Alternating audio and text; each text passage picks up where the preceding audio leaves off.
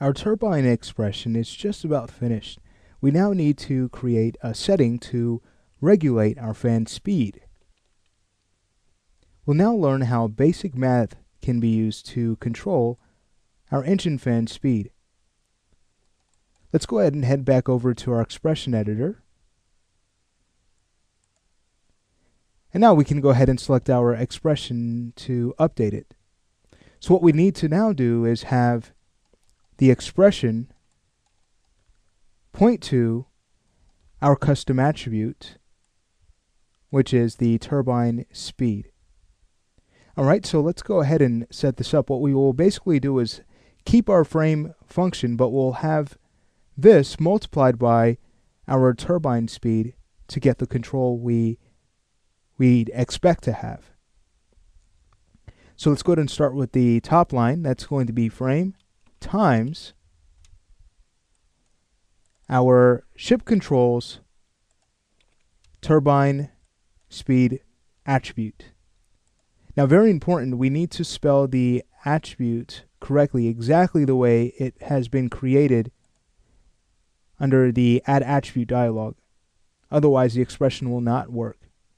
Just to show this to you, if we were to, let's say, use a capital T for turbine and a lowercase s for speed, if we were to try to run the expression, Maya is not going to take it. However, if we were to spell this with case sensitivity in mind, using a lowercase t and a capital S for speed, when we choose edit, you can see that now our expression will work just fine. So let's go ahead and take a look at what's going to happen. I'll just minimize the expression editor, and what we should notice is that there's no movement at all. Why is that?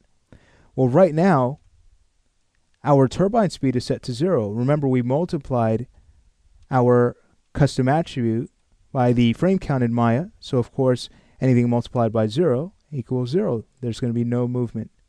But watch what happens when we increase this to, let's say, 3. Now when we hit play, you can see that we have a faster spin as we multiply our frame count by a unit of 3. Beautiful. And remember, our max is 5, so we can always experiment with that. We'd probably want to use this during flight. So this is really cool stuff. Okay, great. So it's just a matter of using the same expression for the second line. I'll just go ahead and copy everything here from the top line, paste, and then choose edit. And now you'll see that when we hit play, both are spinning simultaneously. Beautiful. If we like to slow it down, let's say to about a value of 1. Let's go ahead and take a look at what that does. It's basically going to give us the same behavior we saw in the previous lesson. Great. So again, we are able to get some very nice control using expressions. If you'd ever like to remove the expression, you have a few ways you can do that. Let's go ahead and head back over to our expression editor. Select the expression, and then you could always choose delete. Everything will revert back to how it was before. All right, so there will be no spin. Or if I were to undo that, another way is to do that directly from your channel box. So you can select one of your blades, hit the up arrow, and then you can see the channel here, the purple channel, that's tied down by the expression. It's just a matter of right-clicking and choosing Break Connections. And now you'll see one side spin, however, the opposite side will not.